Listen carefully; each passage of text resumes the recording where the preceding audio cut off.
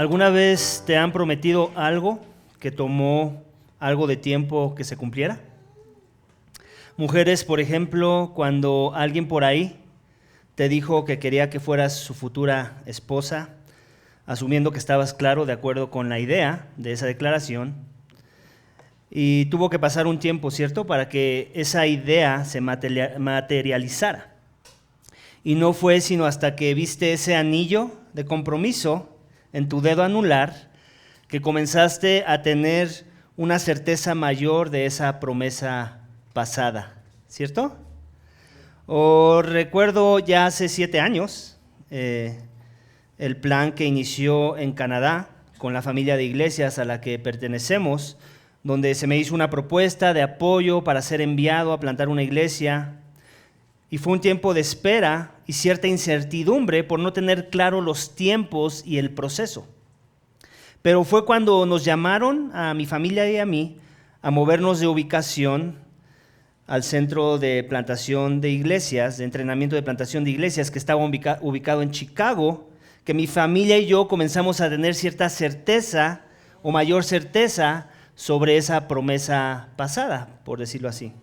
Recuerdo también cuando abrimos esta iglesia, dimos un aviso de apertura a la Secretaría de Gobernación, esto como parte de un proceso que hay que hacer para ser reconocido como una asociación religiosa por el Estado mexicano, y ahora ya han pasado 6 años y hace un mes recibimos la noticia de la ceremonia que se llevará a cabo este mes, donde recibiremos el estatus de organización religiosa.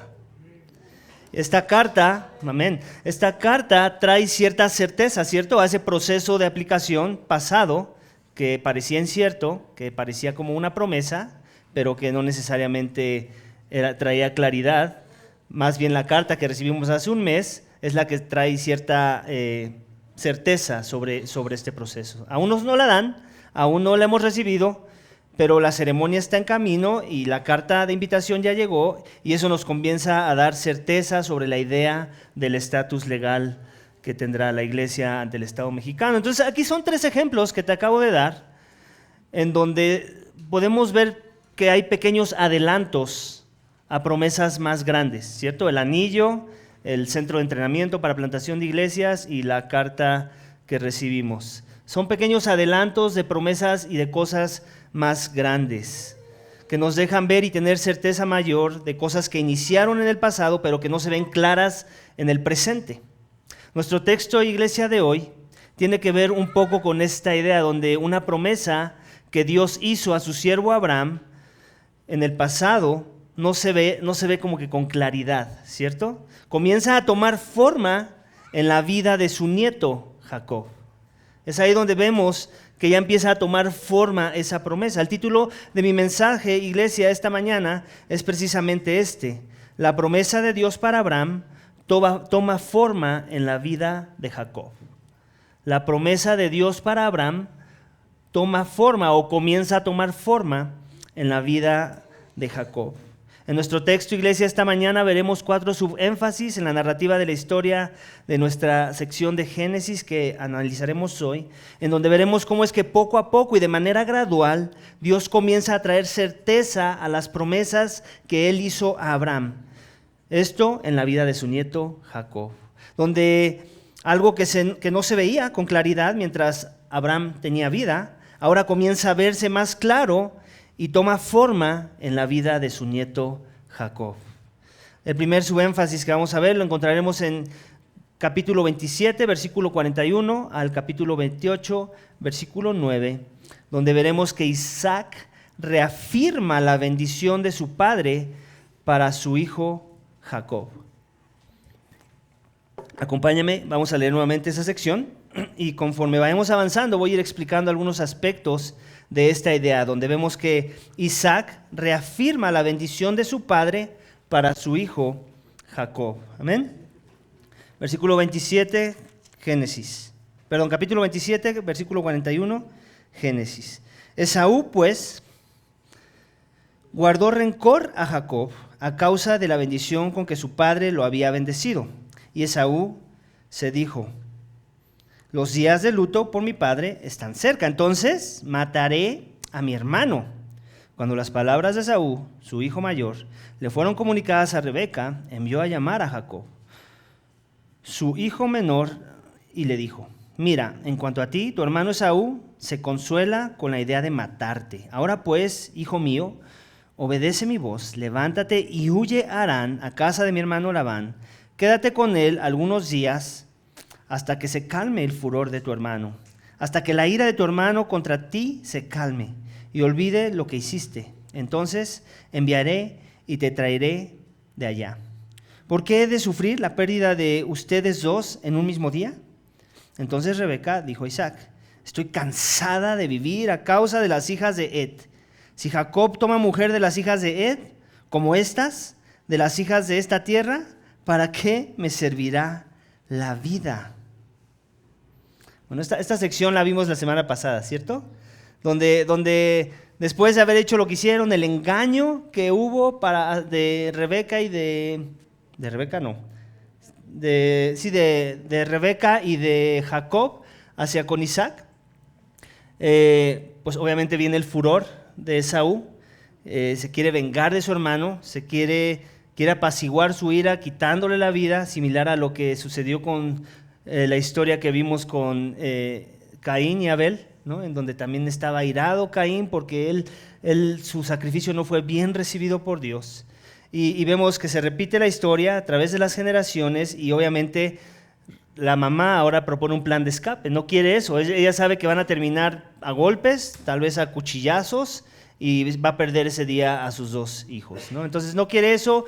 En este caso convence a Isaac de que lo mejor es que Jacob se vaya, a pesar de que Isaac también se le tomó el pelo, él fue engañado, y deciden hacer un plan de acción para que huya, para que eso no suceda, para que su hijo mayor no mate al menor.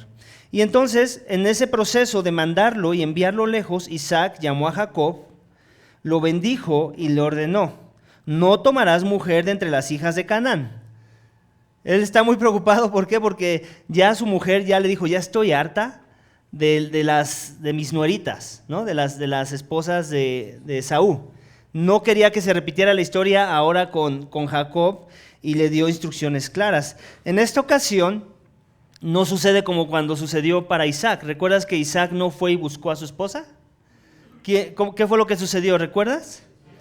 Su criado, el criado de Abraham, el de más confianza, fue comisionado para que encontrara una mujer para su hijo, ¿ok? Y nos podemos imaginar, no lo dice el texto, pero me quiero aventar un clavado aquí, que tal vez así hubiera sido el proceso si no hubiera habido caos en la familia, o sea, algo similar. Isaac hubiera imitado a su padre en el proceso de encontrar esposa para sus hijos. Desgraciadamente, y por el contexto, eso no se podía dar, ¿cierto? Sino más bien en este caso, Jacob iba a tener que ir y buscar a su mujer. ¿Okay? No había chance de enviar a nadie, ninguna comitiva, él tenía que hacer esa labor y vamos a ver cómo le fue. Dice: no tomarás mujer de entre las hijas de Canaán, levántate, ve a Padán Aram, a casa de Betuel, padre de tu madre, y toma de allí mujer de entre las hijas de Labán, hermano de tu madre. El Dios Todopoderoso te bendiga, te haga fecundo y te multiplique, para que llegues a ser multitud de pueblos, que también te dé la bendición de Abraham, a ti y a tu descendencia contigo, para que tomes posesión de la tierra de tus peregrinaciones, la que Dios dio a Abraham. Entonces Isaac despidió a Jacob, y éste fue a Padán Aram, a casa de Labán, hijo de Betuel, el arameo, hermano de Rebeca, padre de Jacob y de Esaú. Aquí estamos viendo que Isaac, en esta sección que acabamos de leer, Isaac está reafirmando la bendición de su padre ahora sobre Jacob. ¿Te das cuenta? Esa bendición, estas palabras no son nuevas para nosotros. ¿Estás de acuerdo conmigo? Estas palabras, este juego de palabras que vienen en forma de bendición, primeramente, ¿a quién se le dijeron? A Abraham. Y después esas palabras se siguieron haciendo eco en la vida ¿de quién? De Isaac. Y ahora Isaac está haciendo lo propio y está trasladando esa bendición, la está transfiriendo, si lo quieres poner en esas palabras, al hijo de la promesa. El que Dios dijo que iba a ser el mayor y que iba a ser señor sobre el mayor. En este caso, Jacob. ¿Se dan cuenta? O sea, Dios está cumpliendo sus propósitos aquí. Y la bendición se está transfiriendo por generaciones según los propósitos de Dios, según su voluntad. Y lo podemos ver aquí. A pesar del engaño, a pesar de todo lo que las patrañas y el caos que vimos en la sección pasada, Dios lo permite. No que Él se plazca del engaño, no que Él se plazca de las artimañas y el pecado de los hombres, pero a pesar del hombre, lo vimos la semana pasada, Él cumple sus propósitos eternos.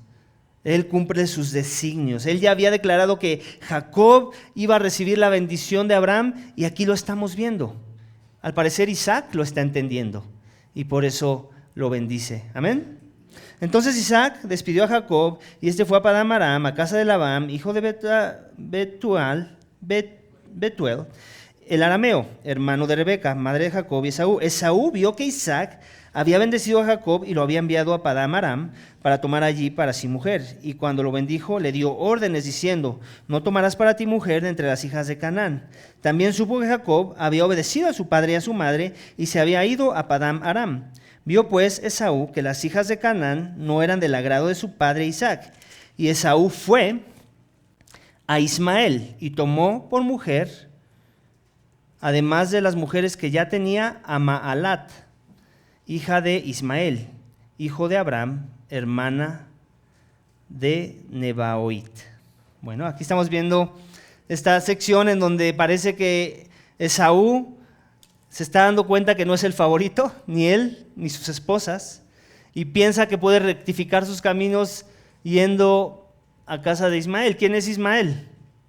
¿El hijo de Abraham? ¿Es el hijo de la promesa? No, entonces él de todos modos no va a arreglar nada con ese movimiento de tener una esposa distinta a las que ya había escogido, que eran habitantes de la tierra y que ya le habían sacado canas verdes a la pobre esposa de Isaac, ¿cierto? No, eso no va a funcionar, pero bueno, ese es su plan. Entonces ahí podemos ver que, otra vez, el primer subénfasis de esta sección es este. Isaac reafirma la bendición de su padre. ¿Para quién? Para su hijo Jacob. Para Jacob, no para Esaú. ¿Ok? Queda muy claro esta parte de la bendición. Es muy importante, este tema de la bendición es muy importante, porque este tema se viene arrastrando desde el Génesis hasta el Nuevo Testamento. O sea, la idea de Dios trayendo bendición a través de una descendencia, últimamente tiene su cumplimiento ¿en quién? En Cristo. En Cristo, que es la descendencia de Abraham, que viene de la descendencia de Jacob, y ahorita lo vamos a ver. ¿Ok? Vamos al siguiente subénfasis de nuestro texto esta mañana, en capítulo 28, versículos 10 al 22, donde vamos a ver que Dios revela a Jacob que su bendición fluirá en él y a través de él. La bendición de Dios fluirá en Jacob y a través de Jacob. ¿Ok? Acompáñame a la lectura. Jacob, versículo 10, Jacob salió de Berseba y fue para Harán. Luego llegó a cierto lugar y pasó la noche allí, porque el sol se había puesto. Tomó una de las piedras del lugar, la puso de cabecera y se acostó en aquel lugar. Tuvo un sueño y vio que había una escalera apoyada en la tierra cuyo extremo superior alcanzaba el cielo. Por ella los ángeles de Dios subían y bajaban. El Señor estaba de pie junto a él y dijo: yo soy el Señor, el Dios de tu padre Abraham y el Dios de Isaac. La tierra en la que estás acostado te daré a ti y a tu descendencia. También tu descendencia será como el polvo de la tierra. Te extenderás hacia el occidente y hacia el oriente, hacia el norte y hacia el sur. Y en ti y en tu simiente serán bendecidas todas las familias de la tierra. Ahora bien, yo estoy contigo. Te guardaré por donde quiera que vayas y te haré volver a la tierra. No te dejaré hasta que hayas hecho lo que te he prometido. Despertó Jacob de su sueño y dijo: ciertamente el Señor está en este lugar y yo no lo sabía. Y tuvo miedo y añadió: cuán imponente es este lugar. Esto no es más que la casa de Dios y esta es la puerta del cielo.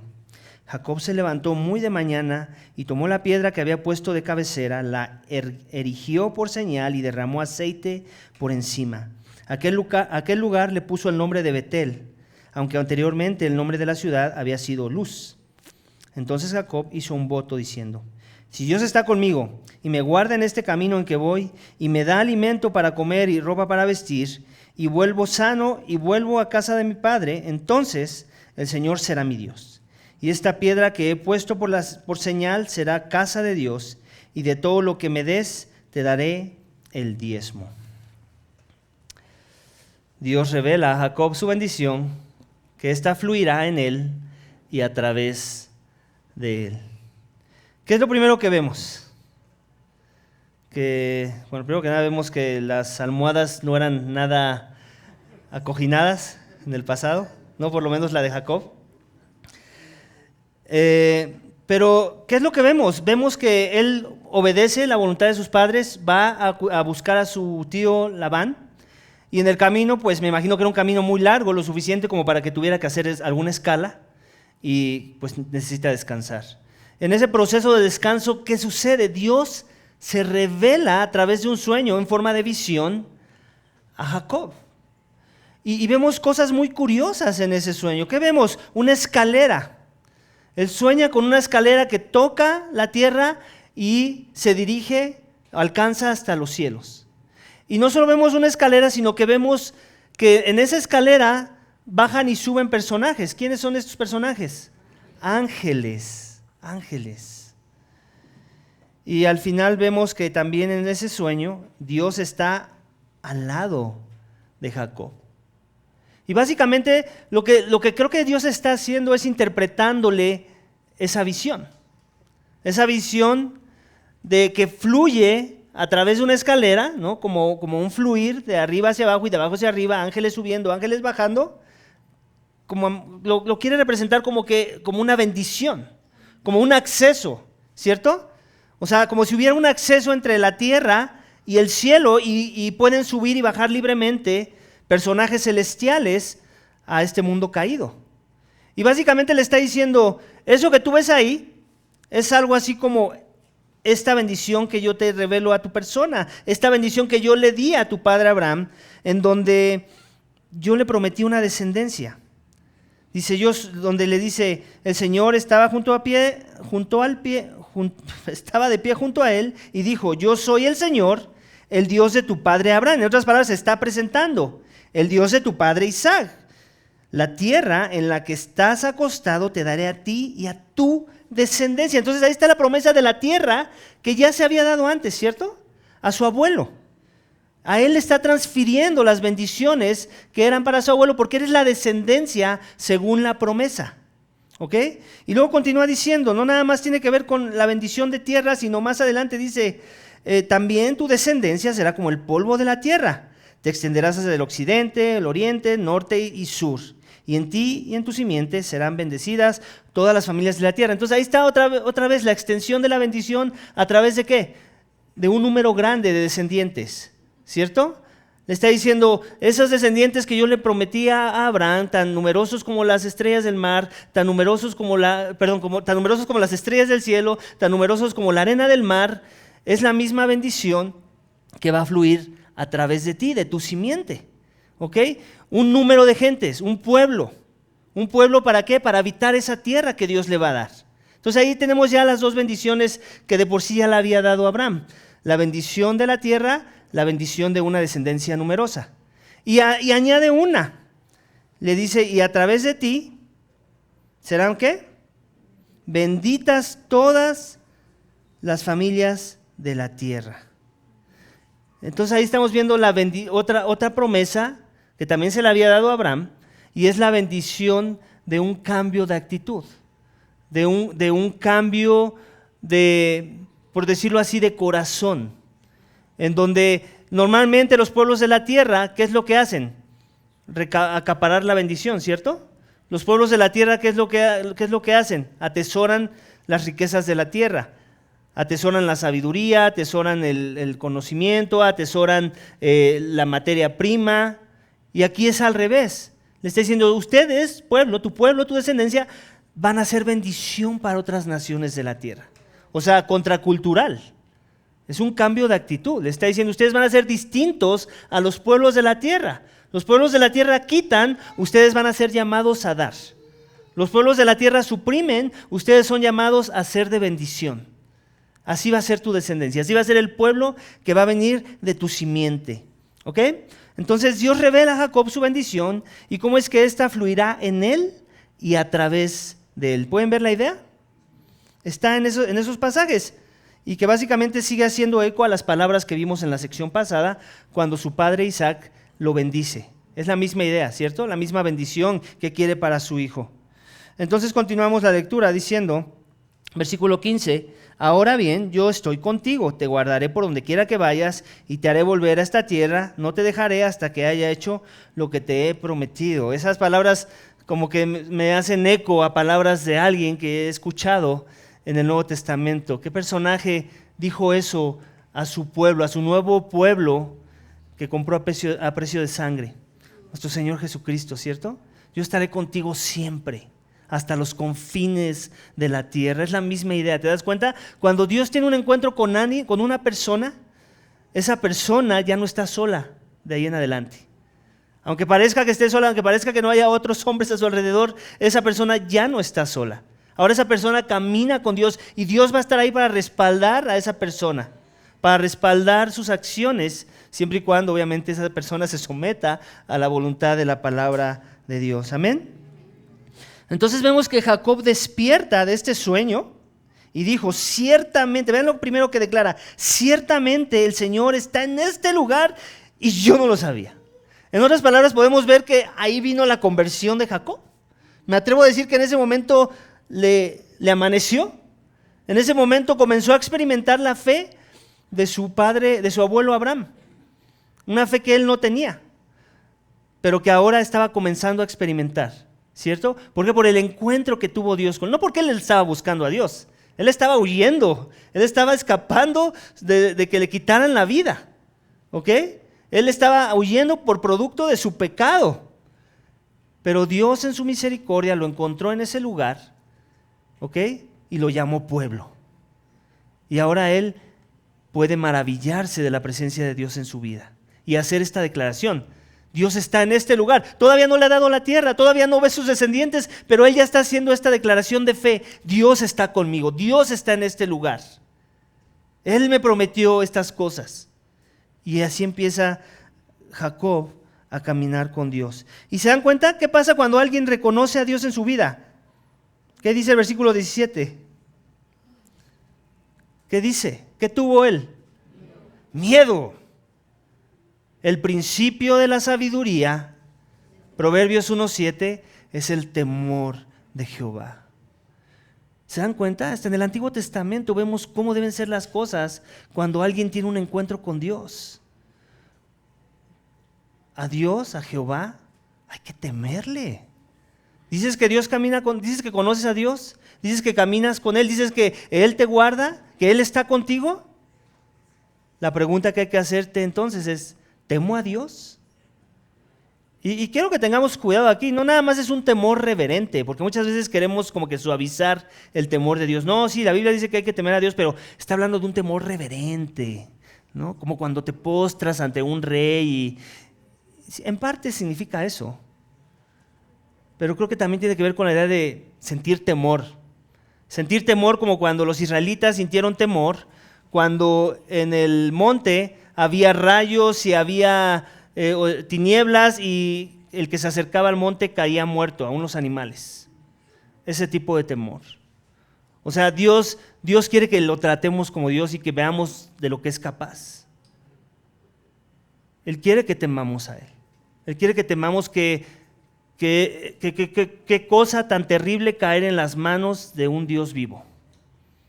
Quiere que entendamos esa frase como lo que significa. ¿Ok?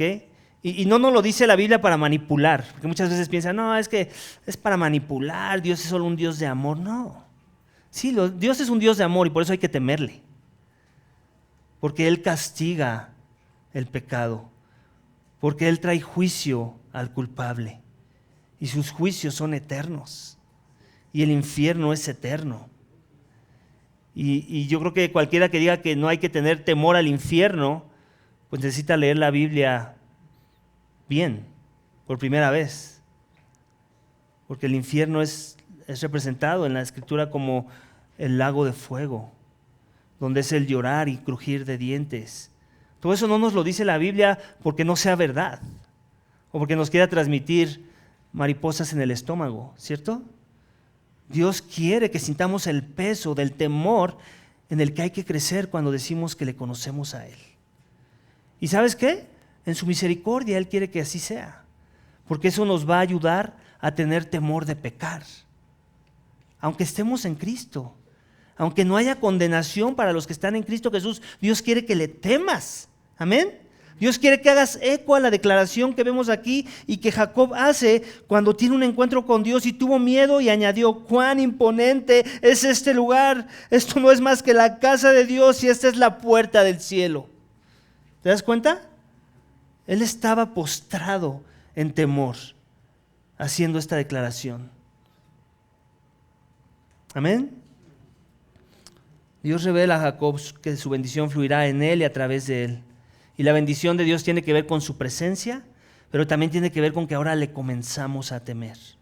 Y ese es un buen punto para reflexionar y hacerte la pregunta: ¿tú temes a Dios? ¿Su temor te ayuda y es tu aliado en que tú busques la santidad? ¿En que temas transgredir su voluntad, sus mandamientos, sus principios? ¿Hay temor de eso? Cuando vas a pecar conscientemente, y que todos lo hacemos, por favor, aquí no me vengan con que no, es que podemos pecar inconscientemente. Eso no existe, quítatelo de la cabeza. Eso no existe.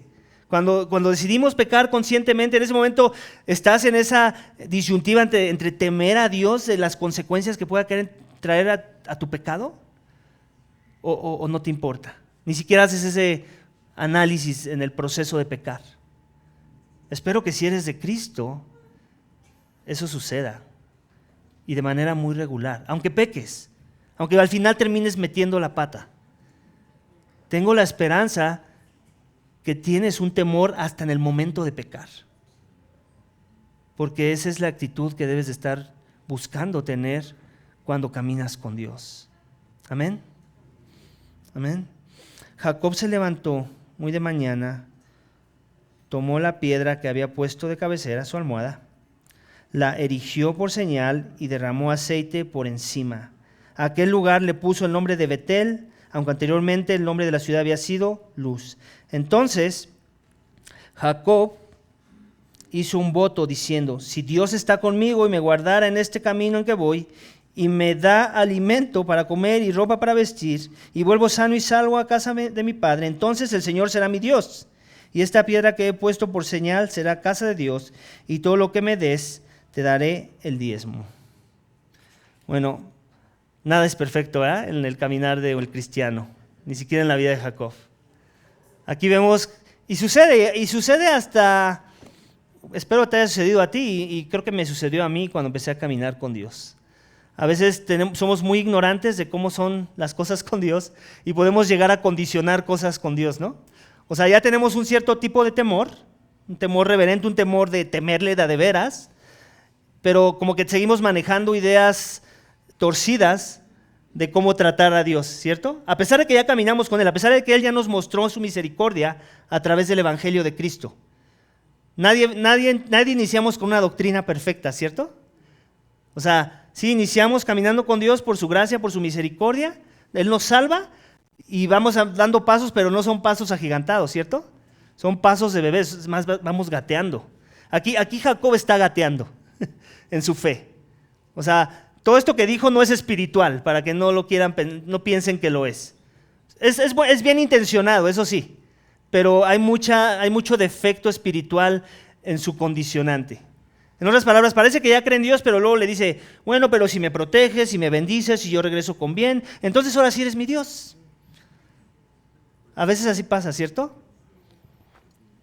Y venimos a Dios con una lista de cosas que Él tiene que hacer antes de que ahora sí le entremos con todo a caminar con Él, ¿no? Está mal. Otra vez, como que seguimos rayando en el paganismo, ¿no?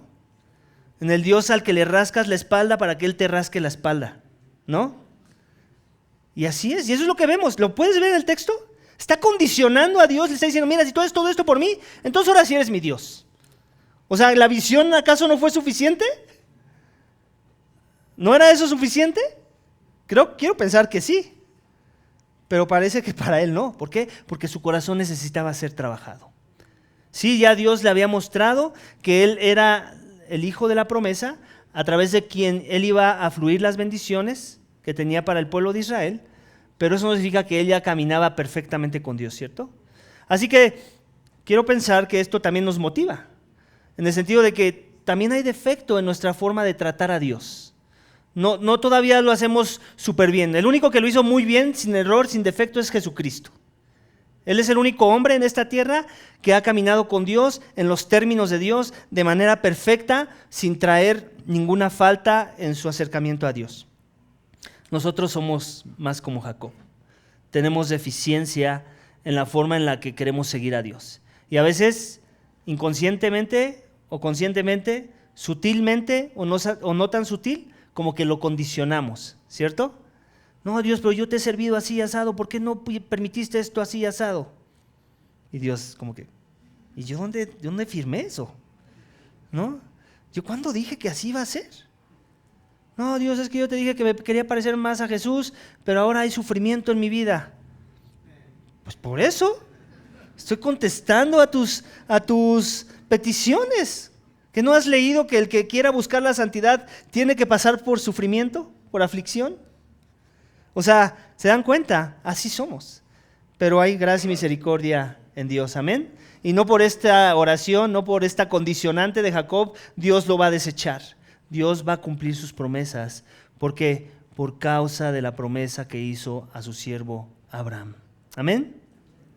Entonces vemos que Dios revela a Jacob su bendición y cómo es que fluirá en él y a través de él. Y ahorita más adelante vamos a ver que se empieza a materializar esa promesa. Pero antes quiero que veas cómo es que hay un personaje en el Nuevo Testamento que se atribuye esa revelación. Si vas a Juan, capítulo 1, versículo 51.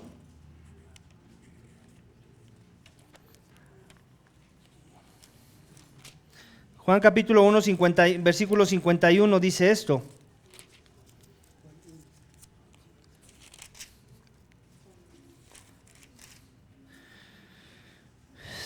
Jesús, voy a leer desde el 50, porque le contestó, porque te dije que te vi debajo de la higuera, ¿crees? Cosas mayores que estas verán. También le dijo, en verdad les digo que verán el cielo abierto y a los ángeles de Dios subiendo y bajando sobre el Hijo del Hombre. Estas son palabras de Jesucristo. ¿Ok? Diciendo, él se está poniendo como en el lugar de esa escalera. ¿Ok? Antes los ángeles, en la revelación de Jacob, ¿sobre qué subían y bajaban? Sobre una escalera, ¿ok? Aquí lo que estamos viendo es que Jesucristo está tomando el lugar de la escalera. Está diciendo sobre el Hijo del Hombre, o sea, él se atribuía el título de Hijo de Hombre. Y está diciendo, ¿se acuerdan de la visión que tuvo Jacob? Aquí está su cumplimiento. Yo soy esa conexión entre el cielo y la tierra. Es los que crean en mí, que yo soy la puerta, que yo soy el camino, la verdad y la vida, que van a poder tener ese acceso que tenían los ángeles en la visión de Jacob. ¿Te das cuenta? Cualquiera que sea de esta tierra, cualquiera que sea de este mundo, tiene acceso directo a la presencia de Dios si se encuentra en mí, si ha confiado en mí, si ha descansado en mí. Se ha arrepentido de sus pecados y ha puesto su confianza y esperanza en aquel que será clavado en una cruz por sus pecados. En aquel que merecía la muerte y que yo llevé la muerte en su lugar, dice Jesús. ¿Se dan cuenta? Esa revelación que fue para Jacob últimamente encuentra su cumplimiento y su promesa en Jesucristo. Esa visión de una bendición que iba a fluir a través de la vida de Jacob, al final del día no se iba a cumplir ni en Jacob, ni en ninguno de sus hijos, sino en la descendencia de Jacob, que es nuestro Señor Jesucristo, que últimamente viene de ese linaje desde Abraham. Amén. Así es que yo no sé dónde estás parado tú con respecto a tu relación con Dios. Yo no sé si piensas que ya hay una conexión entre tú y Dios. Yo no sé si crees que son tus buenas obras las que te dan méritos para alcanzar tu favor de Dios, para que Él te deje entrar a su presencia. Si tú crees eso, la Escritura dice que la salvación no es por obras, para que nadie se gloríe. Pero sí es por una obra, la obra de confiar en la obra redentora de Cristo en la cruz. La obra de confiar en la obra de alguien más, de Cristo muriendo por los pecados de los hombres, viviendo la vida perfecta que tú y yo no pudimos vivir y que se demandaba de nosotros, y padeciendo el castigo de la ira de Dios por nuestro pecado. El terror de Dios, la ira de Dios, el juicio de Dios cayó sobre el justo para que la bendición fluyera en la vida de los injustos, de ti y de mí, si hemos puesto nuestra confianza en Él. Amén.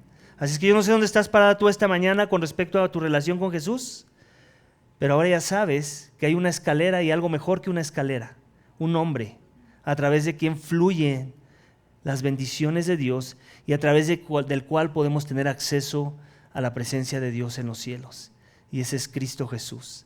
Y si tú te arrepientes esta mañana y crees que Él es el medio que Dios propuso para que seas perdonado por tus pecados y para obtener reconciliación y vida eterna con Dios en los cielos, entonces ven a Él. ¿Qué estás esperando? Ven a Él. La bendición de Jacob puede ser tu bendición y mejorada en Cristo. Amén. Si es que arrepiéntete y ven a Él. Hoy es el día de salvación, no mañana, no al rato, no cuando dejes tu pecado que tanto te gusta. Hoy, y Dios te va a ayudar a dejar ese pecado. Tú en tus fuerzas no puedes. Tú en tus fuerzas te haces más esclavo de tu pecado. Necesitas la fuerza de alguien más poderoso y más fuerte que tú. Amén. Amén. Vamos al tercer subénfasis de nuestro texto esta mañana, capítulo 29, versículos 1 al 30, donde veremos esto, que Jacob se casa, pero recibe una cucharada de su propia medicina. Amén. Vamos a leerlo. Versículo 1, capítulo 30. Pero viendo Raquel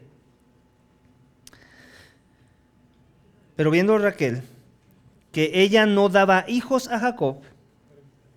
No, perdón, estamos en el 29, ¿eh? Con razón me confundí. Capítulo 29, versículos 1 al 30. Entonces Jacob siguió su camino y fue a la tierra de los hijos del oriente y miró y vio un pozo en el campo donde 3 rebaños de ovejas estaban echados allí junto a él, porque de aquel pozo daban de beber a los rebaños y la piedra sobre la boca del pozo era grande. Cuando todos los rebaños se juntaban allí, entonces rodaban la piedra de la boca del pozo y daban de beber a las ovejas y volvían a poner la piedra en un lugar sobre la boca del pozo, en su lugar. Jacob dijo a los pastores: hermanos míos, ¿de dónde son? Somos de Harán, le contestaron. Entonces les dijo: ¿conocen a Labán, hijo de Nacor? Le conocemos, le respondieron. ¿Se encuentra bien? Les preguntó Jacob. Está bien. Mira, su hija Raquel viene con las ovejas, le contestaron. Entonces Jacob dijo: aún es pleno día, no es tiempo de recoger el ganado. Den de beber a las ovejas y vayan a apacentarlas. Pero ellos dijeron: no podemos hasta que se junten todos los rebaños y quiten la piedra de la boca del pozo.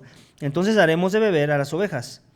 Todavía estaba él hablando con ellos cuando llegó Raquel con las ovejas de su padre, pues ella era pastora. Cuando Jacob vio a Raquel, hija de Labán, hermano de su madre, y las ovejas de Labán, hermano de su madre, Jacob subió y quitó la piedra de la boca del pozo y dio de beber al rebaño de Labán, hermano de su madre. Entonces Jacob besó a Raquel y alzó su voz y lloró. Jacob hizo saber a Raquel que él era pariente de su padre y que era hijo de Rebeca, y ella corrió y se lo hizo saber a su padre. ¿Ya vieron cuál fue su estrategia de conquista? No fue enviar a una comitiva, no fue enviar a un siervo con mucho dinero, fue la fuerza, ¿cierto? El músculo. ¿Qué era lo que estaba pasando en la historia? No podían quitar la piedra, necesitaban que llegaran todos los pastores. ¿Qué tenemos que asumir de la historia? Que la piedra era muy pesada. O sea, que no la podían quitar ni 2 ni 3 personitas por ahí, tenía que ser una multitud de personas, ¿cierto? Pero Jacob vio a Raquel y adivina qué, que sacó las fuerzas de Sansón, no sé de dónde, pero la sacó. Y dijo: yo no voy a hacer esta mujer esperar, ya llegó aquí, ya llegó a formarse a la fila ¿no? Donde les van a proveer agua para sus rebaños, pues agarró, ¿no? Hizo su estiramiento y ¡fum! Quitó la piedra, ¿cierto? Y en una forma que muchas veces sucede y los hombres quieren atraer mujeres, ¿cierto? Que no sé si sigue funcionando en nuestros días, pero por lo menos en esos días, por lo que veo, así era la cosa, ¿no? Y lo que podemos ver que esa fue su estrategia, pues de alguna forma de empezar a enamorarla, ¿no? De empezar a cortejarla, ¿no? Mostrándole atención, claro, porque ella ya estaba ahí para ser servida del agua del pozo, y de esa forma también la pudo conocer y tener un contacto con ella. Le dijo de dónde él venía, le dijo que eran parientes, ¿no? Eran parientes. Y en ese tiempo, otra vez ya te tengo que volver a recalcar, en ese tiempo se podían dar relaciones entre parientes, ¿ok? Entre primos, ¿ok? Por decirlo así. Ya no más en nuestros tiempos, ¿ok? Esos fueron los tiempos pasados. En los tiempos de ahora la cosa cambia. Y cuando Labán oyó, porque ahora Rebeca fue y corrió y le dijo a su padre la noticia de que estaba ahí su primo, cuando Labán oyó las noticias de Jacob, hizo hijo de su hermana, corrió a su encuentro, lo abrazó, lo besó y lo trajo a su casa. Entonces él contó a Labán todas estas cosas. Labán le dijo: ciertamente tú eres hueso de mi hueso y carne de mi carne. ¿Qué cosas le contó? ¿No te queda la duda qué cosas le contó? Yo me atrevo a decir que lo de la escalera. O sea, yo quiero pensar que él seguía impactado de la visión que tuvo con Dios, pero también podemos pensar que le contó que venía huyendo de su hermano, ¿cierto? Entonces tal vez le contó las dos cosas. El punto es que ciertamente le contesta a él: tú eres hueso de mis huesos y carne de mi carne, y carne mía, perdón. Y Jacob se quedó con él todo un mes. Y Labán dijo a Jacob: ¿acaso porque eres mi pariente has de servirme de balde? Hazme saber cuál será tu salario. En otras palabras, él sabía que tenía que proteger a su sobrino, ¿cierto? Que ya su mamá lo mandaría a llamar cuando viera a su hijo más calmado, al que se quedó en casa enojado, y él sabe que lo va a tener ahí, pero pues no le quiere tener de a gratis, ¿no? Quiere darle un salario justo por las labores que iba a estar haciendo en el lugar. Labán tenía 2 hijas, el nombre de la mayor era Lea, y el nombre de la menor Raquel. Los ojos de Lea eran delicados, pero Raquel tenía una bella figura y de hermoso parecer. Entonces ahí vemos un contraste entre las 2 hermanas. La Biblia no tiene ningún temor en hacer alusión a que una era más bella que la otra, ¿ok? Y también lo vemos cuando hace mención de algunos hombres, ¿cierto? Que David era hermoso, que Saúl era también de buen parecer, ¿no? Cuando habla de Saúl. Entonces eso no, la Biblia no juzga la belleza, por decirlo así, al contrario, la exalta. Jacob se había enamorado pues de la que era más bonita, ¿no? Y dijo: te serviré 7 años por Raquel, tu hija menor. Labán le respondió: mejor es dártela a ti que dársela a otro hombre. Quédate conmigo, Jacob, pues sirvió 7 años por Raquel y le parecieron unos pocos días por el amor que le tenía. Yo creo que de aquí podemos sacar principios, pero no tan apegados al texto, pero sí principios. Hay gente que tiene la intención de cortejar personas, ¿cierto? O a una pareja y de casarse con ella, ¿cierto? Y les voy a ser bien honesto, algo que he notado en la cultura de nuestros días, que la paciencia no es algo que distingue a los enamorados. Hacen porque seguramente, quiero pensar que es porque están de acuerdo conmigo. En serio, o sea, vean los ejemplos de la Biblia. O sea, sí, no estamos diciendo: oye, tienes que esperar 7 años para ver si el papá te da a la novia. No estamos diciendo eso, sería muy legalista y muy fuera de contexto. Pero sí podemos ver un principio del texto, ¿cierto? O sea, que cuando en verdad hay un verdadero interés del hombre hacia una mujer, él va a estar dispuesto a esperar lo que tenga que esperar para hacer las cosas bien. ¿Están de acuerdo conmigo? Ese es el principio que yo veo en el texto. Y yo creo que ese principio sigue aplicando a nuestros días. Y yo creo que es un buen principio que los papás adopten como una convicción para que lo puedan transmitir a sus hijos. Hey, busca la paciencia en tu proceso. Sí, qué bueno que te gusta el chico, qué bueno que se sabe el evangelio, ¿no?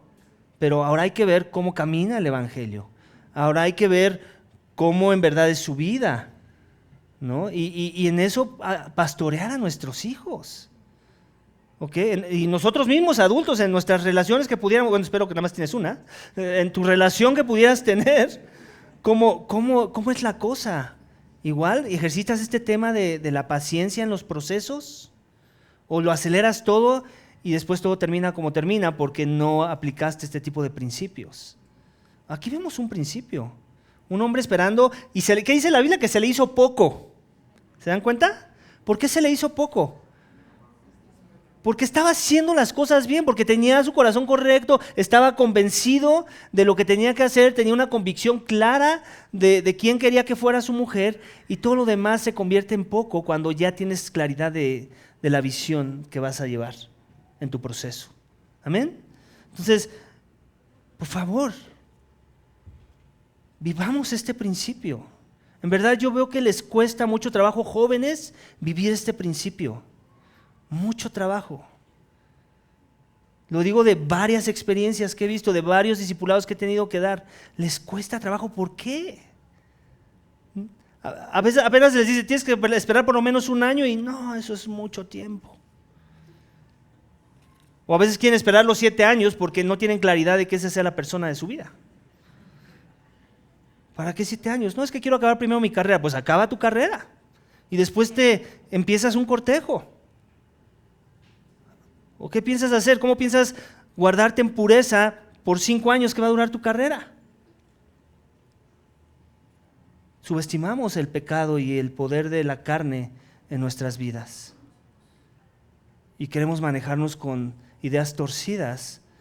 Nos creemos superhombres, supermujeres que podemos aguantar la tentación. No, creo que la Biblia da sabiduría en ambas direcciones. Hay que ser pacientes, pero hay que tener claridad de hacia dónde vamos. ¿Amén?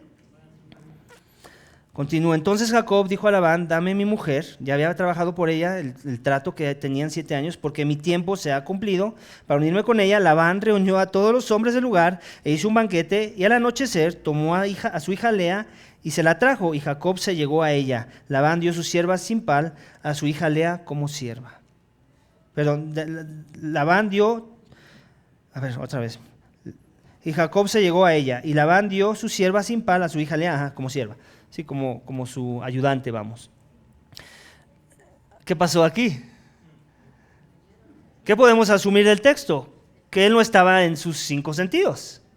Seguramente en el banquete, en la celebración, hubo alcohol, se le pasaron las copas, y su papá, su suegro, le dio una cucharada de su propia medicina. ¿Recuerdan qué hizo Jacob con respecto a quitarle la bendición a su hermano Esaú? Fue engañoso, ¿cierto? Se hizo uso de las artimañas del engaño y de la mentira para salirse con la bendición. Pues aquí está teniendo una cucharada de su propia medicina. ¿Ok? Y vemos que no le va a gustar. Cuando fue de mañana sucedió que era Lea. Y Jacob dijo a Labán, su suegro, ¿qué es esto que me has hecho? ¿No fue por Raquel que te serví? ¿Por qué pues me has engañado? Y Labán respondió, no se acostumbra en nuestro lugar dar a la menor antes que a la mayor. ¿Por qué no preguntaste primero? ¿No? O sea, un engañador igual que él. Cumple la semana nupcial a esta, ahora ya le tocaba tratarla como su esposa, y te daremos también a la otra por el servicio que habrás de rendirme otros 7 añitos. ¿No? O sea, bien astuto él. Y así lo hizo Jacob. ¿Por qué? Porque ¿a quién era la que amaba? A Raquel. Y cumplió la semana de ella, y él le dio a su hija Raquel por mujer, y Labán dio su sierva Bilha a su hija Raquel como sierva. Jacob se llegó también a Raquel, y amó más a Raquel que a Lea, y sirvió a Labán durante otros 7 años. Fue la extramilla. Yo ya me hubiera ido. O sea, se la hizo una vez, ya la segunda vez pues dice, ok, trabajó por la que amaba, pero después dice que trabajó otros 7 años. ¿Ok? Entonces ahí estamos viendo una transformación en la vida de Jacob, ¿cierto? De un engañador, mentiroso, traidor, usurpador, a una persona que empieza a ser transformada por la gracia de Dios, por comenzar a caminar con Dios. ¿Se dan cuenta? No todo le salió perfecto, pero estoy seguro que en el proceso Dios trabajó en su corazón. Por eso es que trabajó otros 7 años. Ahí a nadie se los pidió. El texto no dice que Labán le haya dicho, te doy a Raquel y ahora trabájame otros 7 años como un pilón o algo así. No vemos eso, ¿cierto? Lo que vemos es que ya hay una persona con un carácter transformado. No tanto, y ahorita vamos a ver por qué no. Otra vez, es un proceso, ¿cierto? La salvación es un proceso de santificación. Vamos a comenzar a hacer algunas cosas bien, pero otras cosas vamos a seguir regándola. Vamos a seguir haciendo lo malo. Y Dios en su misericordia nos irá mostrando nuestra maldad, pero no de un sopetón. ¿Sabes qué pasaría si Dios te mostrara toda tu maldad de un sopetón? No harías nada para caminar en obediencia. Te abrumarías tanto de cuánta maldad hay en tu corazón que te desanimarías. ¿O alguien aquí ya le mostró Dios toda la maldad que hay en su corazón? Me espantaría pensar que hay una persona que piensa que sí. Por eso el salmista oraba, muéstrame mi pecado oculto. Porque él sabía que había todavía cosas profundas en su corazón en donde se manifestaba la maldad. Y así tenemos que seguir orando nosotros. Amén. Entonces, ¿pudieron ver cómo Jacob se casa pero recibe una cucharada de su propia medicina? La semana pasada dijimos que no siempre al que obra mal le va mal, ¿cierto? Pero a veces sí. Y este es un ejemplo de cuando eso sí sucede. Él obró mal y ahora le va mal, pero Dios lo va a ocupar para bien. Y ahorita es lo que vamos a ver en el siguiente pasaje. Todas las cosas son para bien para aquellos que aman a Dios. Ese pasaje está en Romanos 8:29. Apréndetelo de memoria, porque lo vas a necesitar si caminas con Dios. Va a haber cosas que tú vas a ver que no se van a ver en forma de bendición en tu perspectiva, pero tienes que tener la certeza si caminas con Dios que Dios lo va a ocupar para bien. Si le amas, claro. Si no le amas, seguramente es parte de tu juicio, de tu castigo por el pecado. Amén. Vamos a la última sección de nuestro texto esta mañana. Jacob se casa, pero recibe una cucharada. Ese fue el pasado.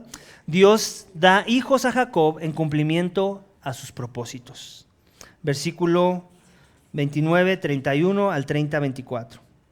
Dice así: vio el Señor que Lea era aborrecida y le concedió hijos, pero Raquel era estéril. Y concebió Lea y dio a luz un hijo y le puso por nombre Rubén, pues dijo, por cuanto el Señor ha visto mi aflicción, sin duda ahora mi marido me amará. Concibió de nuevo y dio a luz un hijo. Y dijo, por cuanto el Señor ha oído que soy aborrecida, me ha dado también este hijo. Así que le puso por nombre Simeón. Concibió otra vez y dio a luz a un hijo y dijo, ahora esta vez mi marido se apegará a mí, porque le he dado 3 hijos. Así que le puso por nombre Leví. Concibió una vez más y le dio a luz un hijo y dijo, esta vez alabará al Señor, así que le puso por nombre Judá, y dejó de dar a luz. Pero viendo Raquel que ella no daba hijos a Jacob, tuvo celos de su hermana y dijo a Jacob, dame hijos o si no, me muero. Entonces encendió la ira de Jacob contra Raquel y dijo, ¿estoy yo en el lugar de Dios que te ha negado el fruto de tu vientre? Ella dijo, aquí está mi sierva Bila, llégate a ella para que dé a luz sobre mis rodillas, para que por medio de ella yo también tenga hijos. Raquel le dio a su sierva Bila por mujer y Jacob se llegó a ella. Bila concibió y dio a luz un hijo a Jacob. Entonces Raquel dijo, Dios me ha vindicado, ciertamente ha oído mi voz y me ha dado un hijo, por tanto le puso por nombre Dan. Concibió otra vez Bila, sierva de Raquel, y dio a luz al segundo hijo de Jacob. Y Raquel dijo, con grandes luchas he luchado con mi hermana y ciertamente he prevalecido, y le puso por nombre Neftalí. Viendo Lea que había dejado de dar a luz, tomó a su sierva Silpá y la dio por mujer a Jacob. Y Silpá, sierva de Lea, dio a luz a un hijo a Jacob. Entonces Lea dijo, cuán afortunada, y le puso por nombre Gad. Después Silpá, sierva de Lea, dio a luz a un segundo hijo a Jacob, y Lea dijo, dichosa de mí, porque las mujeres me llamarán bienaventurada, y le puso por nombre Aser. En los días de la cosecha de trigo, Rubén fue y halló mandrágoras en el campo y las trajo a su madre Lea. Entonces Raquel dijo a Lea, dame, te ruego, de las mandrágoras de tu hijo. Pero ella le respondió, ¿te parece poco haberme quitado a mi marido? ¿Me quitarás también las mandrágoras de mi hijo? Que él duerma pues contigo esta noche a cambio de las mandrágoras de tu hijo, le dijo Raquel. Cuando Jacob vino del campo por la tarde, Lea salió a su encuentro y le dijo, debes llegarte a mí, porque ciertamente te he alquilado por las mandrágoras de mi hijo. Y él durmió con ella en aquella noche. Entonces escuchó Dios a Lea, y ella concibió y dio a luz al quinto hijo de Jacob. Entonces Lea dijo, Dios me ha dado mi recompensa, porque di mi sierva a mi marido, y le puso por nombre Isacar. Concibió Lea otra vez y dio a luz al sexto hijo, y Lea dijo, Dios me ha favorecido con una buena dote, Ahora mi marido vivirá conmigo porque le he dado 6 hijos, y le puso por nombre Zebulón. Después dio a luz una hija y le puso por nombre Dina. Entonces Dios se acordó de Raquel, y Dios la escuchó y le concedió hijos. Ella concibió y dio a luz un hijo, y dijo: Dios ha quitado mi afrenta. Y le puso por nombre José, diciendo: que el Señor me añada otro hijo. Dios da hijos a Jacob en cumplimiento de la obediencia de Jacob. No, ¿verdad? En cumplimiento de su piedad. En cumplimiento de los propósitos de Dios. Dios le prometió tierra. Dios le prometió una descendencia numerosa, y aquí la podemos ver. Dios no le dijo la forma en la que iba a venir esa descendencia numerosa. Dios le prometió una descendencia numerosa. Ahora la pregunta que tenemos que hacer es esta: ¿fue una descendencia por la fe de Jacob? ¿Por la obediencia de Jacob? No, todo el tiempo vivió en incredulidad mientras tenía hijos. ¿Se dan cuenta de su falta de fe? ¿Quién era su mujer, la legítima? Raquel. No podía tener hijos, era estéril. Se repite la historia. ¿Se dan cuenta del patrón? Se repiten los patrones de las historias. Al igual que Sara, al igual que Rebeca, también Raquel. Mujeres estériles. Y en su esterilidad no vemos a Jacob orando, como que creo que fue lo único que hizo bien Isaac. Oró para que su esposa tuviera hijos. Ni siquiera pudo imitar en eso a su padre, en esta ocasión, pero sí imitó muchas cosas de su abuelo, ¿cierto? Y se allegó a las siervas de sus esposas. ¿Por qué? Pues porque le parecía que no estaba mal. ¿Okay? No porque Dios lo aprobara, y esto sí es bien importante también recalcarlo, porque podemos llegar a pensar que Dios aprobaba de estas cosas. Y por eso es que ya les enseñé descriptivo y prescriptivo. ¿Dios está prescribiendo a los hombres que se casen con más de una mujer? No, ¿verdad?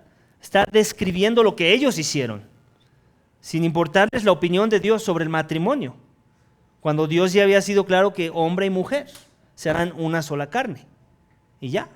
Y lo que el hombre y lo que Dios juntó, el hombre no lo puede separar, ¿cierto? Entonces aquí vemos que no se cumple, no se honra ese principio en la vida de Jacob. Y Jacob pues es un mujeriego, es lo que llamaríamos hoy en nuestros días a un mujeriego, ¿cierto? Que se casa con esta y se junta con aquella y se acuesta con la otra, ¿cierto? Y otra vez como Adán, escuchando la voz de su mujer, no siendo el líder del hogar, ¿ok? Igual que su abuelo Abraham, no siendo la voz que lleva y que disipula y que dice la última palabra en hacer las cosas bien, sino siguiendo el consejo de su mujer, ¿ok? ¿Se dan cuenta cuál era el fundamento de todo esto en los corazones de ellas? ¿Qué había? Competencia, envidia, celos, rivalidad. Todo esto, toda esta historia de todos estos hijos de Jacob no tienen una motivación correcta o recta delante de Dios. Todo tiene que ver con la carnalidad y el pecado de los hombres, el caos en la vida y en la familia de Jacob. Pero a pesar de eso, también podemos ver que Dios cumple sus propósitos. Y así lo vimos en la cruz de Cristo, ¿cierto? ¿Qué es lo que vemos en la cruz?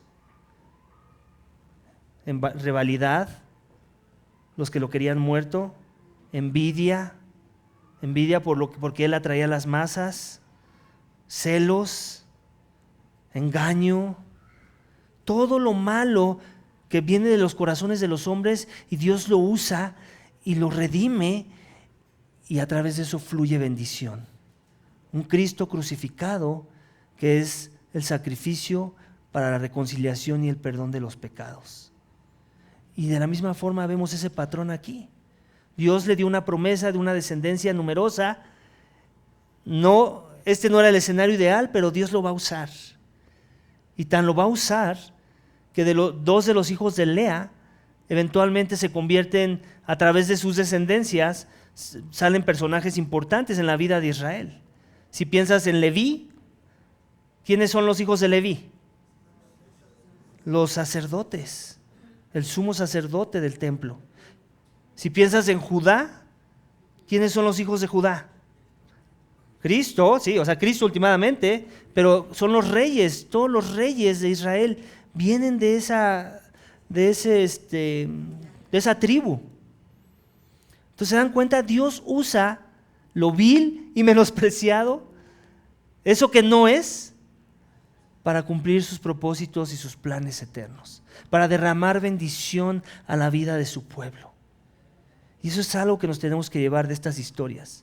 Si alguna vez te preguntas cuando lees estas historias tan bizarras y dices, ¿qué está pasando aquí?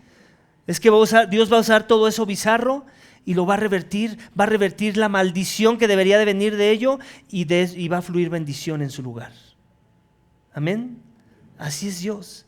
Ese es el Dios en el que hemos creído. Ese es el Dios de la Biblia, que todo lo que toca lo hace santo. Todo lo que toca le da propósitos eternos y para su gloria. Amén. Entonces Dios da hijos a Jacob en cumplimiento a sus propósitos, a pesar del desastre que vemos aquí. Ni siquiera quiero entrar en los detalles porque voy a decir bobadas. ¿Ok? Aquí hay un desastre de cómo se dan las cosas, de cómo se hacen las invitaciones para que tomen a su mujer y bla, bla, bla, y el engaño y otra vez y todo el pecado. Pero Dios ocupa el caos y el desastre de la vida de los hombres para bendecir a los suyos. Amén. Eso llévate de esta sección. Así que en conclusión, Jesús es el Hijo de Dios. Él es nuestro mediador a través del cual fluye toda bendición y promesa de Dios. Jesús ya ha prometido muchas cosas futuras que aún no se han revelado, ¿cierto? Pero que nos han sido anunciadas en su palabra. Él ya nos ha dado suficiente evidencia para que tengamos certeza de que seremos bendecidos por Dios todos aquellos que hayamos encontrado nuestra esperanza en Jesús para salvación. Amén. Él ya te ha dado evidencia, mejores evidencias que las que hemos podido ver en el texto. Él ya te ha dado un sacrificio, Él ya te ha dado una resurrección, Él ya te ha dado un Espíritu Santo. Él ya te ha dado un canon de la Escritura donde nos ha revelado todo lo futuro que ha de suceder. Mientras tanto, Él nos ha dado cosas y nos ha pedido hacer cosas que nos recuerden que Él ya dio el pago por nuestras almas. Muchas cosas. Hace 2 semanas, ¿qué vimos? Los bautizos, ¿cierto? ¿Fue hace 2 semanas? Ese es un recuerdo de lo que Él está haciendo y de las promesas que tiene para aquellos que han confiado en Él. Él ya nos ha dado el cumplimiento de muchas cosas y otras que están por cumplirse. Él ya dio el pago por nuestras almas. Y lo único que nos queda es esperar a que todo llegue a su cumplimiento final. Amén. Mientras tanto, tenemos muchos recordatorios, la esperanza de que tenemos a Jesús. Él ya nos dijo, estaré con ustedes para siempre. ¿Crees esa promesa? ¿En verdad te encuentras siempre acompañado o eres de los que a veces dice me siento solo? Tal vez lo dices, pero en ese momento te acuerdas, no, Jesucristo me dijo que no estoy solo. Otro de esos recordatorios es algo que estamos a punto de hacer. Hoy no voy a cerrar mi sermón como normalmente lo cierro con una oración. Hoy lo voy a cerrar con una acción de obediencia, en acción de gracias a Dios, en la cena del Señor, donde Jesús usó elementos como el pan y el vino para conmemorar su obra expiatoria en la cruz, para recordarnos que la bendición del cielo fluye a través de Él cuando hemos confiado en su sacrificio por nuestros pecados, que simboliza que tomó nuestro lugar para que nosotros pudiéramos ser calificados para entrar a la presencia de Dios en los cielos, porque confiamos en aquel que es la mejor escalera, Cristo. En este acto de la cena, iglesia, también se nos dice que es un recordatorio para animarnos en la esperanza de que se cumplirán todas las promesas de Jesús. Todas. De que un día Él regresará por los suyos. De que nos llevará a la presencia de su Padre, como Él lo prometió. De que la muerte y el pecado ya no más dominan a los cristianos, a los verdaderos creyentes. Su promesa para aquellos que confiaron en Él para vida eterna y se arrepintieron de sus pecados. Amén. Así es que, si tú ya has confiado en Jesús, como tu suficiente Señor y Salvador? Si en verdad ya has creído y ahora vives para su gloria, ahora te arrepientes, ahora odias tu pecado, ahora hay una santificación progresiva. Tal vez empezaste como Jacob, pero ahora ya tus obras no son las mismas del pasado. Ahora has crecido en santidad, ahora ves evidencia de la gracia de Dios en tu vida, ahora otros lo notan a tu alrededor. No eres tú el único juez, es porque seguramente has creído en verdad. Y si en verdad has creído, eres invitado a conmemorar la obra de Cristo en tu lugar, que tomó tu lugar, que padeció la ira. Y esos símbolos del pan y del vino representan que su cuerpo fue entregado y machacado para que tú no lo fueras, porque es lo que tú y yo merecemos. Amén. Así que yo quiero hacer esa invitación. Si eres de Cristo, escúchame bien, si eres de Cristo esta mañana, no dudes en venir acá.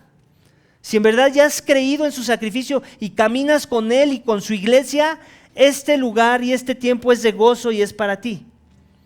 Si aún tienes dudas si caminas con Cristo, yo te aconsejo que no tomes, porque el apóstol Pablo da advertencias severas para aquellos que toman indignamente.